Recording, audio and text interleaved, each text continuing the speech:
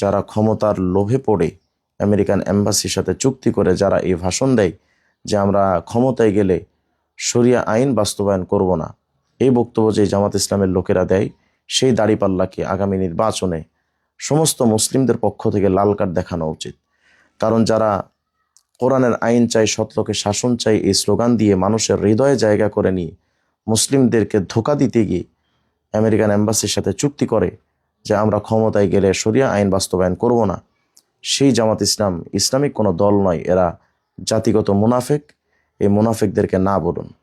আমি সকলের কাছে আবেদন করব, যারা এমন কাউকে আপনি বেছে নিন যারা ক্ষমতায় গিয়ে শরিয়া আইন বাস্তবায়ন করতে চায় এবং যারা শরিয়া আইনে বিশ্বাস করে, যারা বুক ফুলিয়ে বুক চিতিয়ে বলতে পারে যে আমরা ক্ষমতায় গেলে ইসলামী শরিয়ার আইন বাস্তবায়ন করব, এমন কাউকে সাপোর্ট দিবেন।